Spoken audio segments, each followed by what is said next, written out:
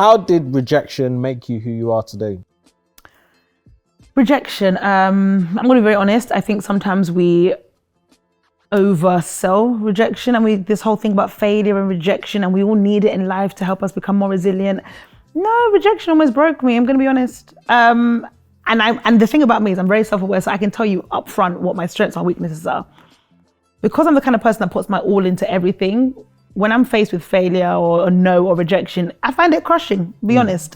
But I think what I've learned through that is how to be rejected, but to realize that they didn't reject me, they rejected a thing. So you rejected my idea, you rejected my application, you rejected my proposal, but that doesn't mean I'm rejected. And learning to separate me from what I do. So I'm not rejected. The thing that I proposed was rejected. And that's how I've really started to reframe it, because if not, I'll internalize it and that's it. I won't do anything again. What advice would you give to someone who wants to pursue a similar career to yours? Anyone that wants to pursue a career in diversity and inclusion, I think the first thing I would say is think about why. The last few years, especially the last 2 years, it's become quite sexy, quite attractive. And I think without being dismissive of great Black talent, I think a lot of organizations are just finding a Black girl to put in a D&I role, or a Black person. You literally, you were a programmer last week and now you're the head of D&I. You literally were working in recruitment and now you're a D&I manager. And I think they're just plucking people. But think about why you want to do this work. What is the impact you're trying to make? What is the change you're trying to make? And actually, as a person, how much do you really care?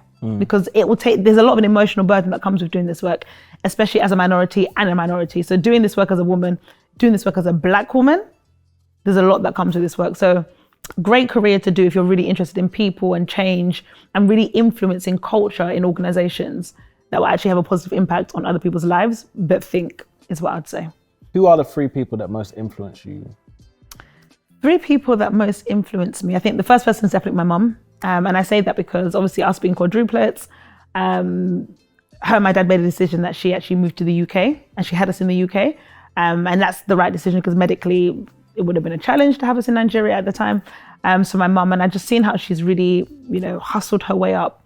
She started off doing all kinds of odd, and she's actually a qualified teacher, qualified lecturer. She used to lecture in Paris, all of that kind of stuff, but came here, had to start again. Yeah, she speaks French, yeah.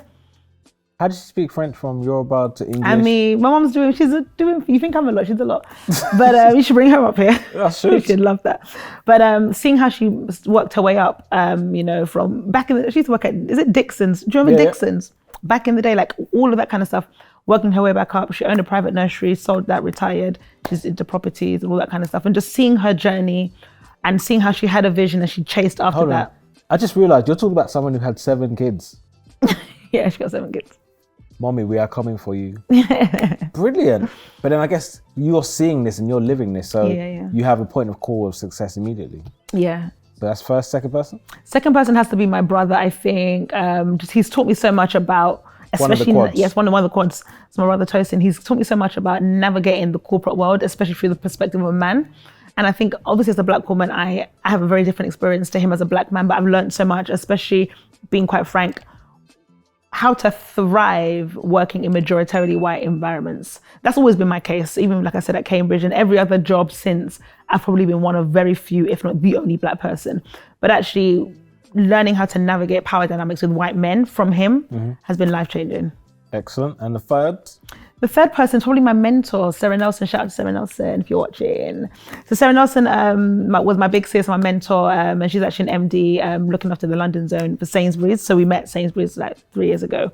But just seeing how she carries herself as a woman of excellence, as a wife, as a mother, as a mentor. She was the head of the Black Employee Network at Sainsbury's, as well as at the time leading finance. And then she moved into a new role as an MD, and just seeing her wear so many hats. I think as women, and especially Black women, we're told that we can't have it all.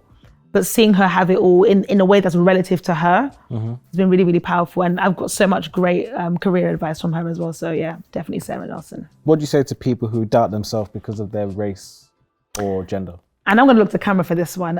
If you are somebody who doubts yourself because of your race or your gender, always ask yourself, what would a white man do? Because historically and statistically, white men get away with more, even by doing less. And we know that. We look at things around pay, we look at things around promotion. White men are more willing to ask for what they want and more willing to walk away if they don't get it. Tweet that. For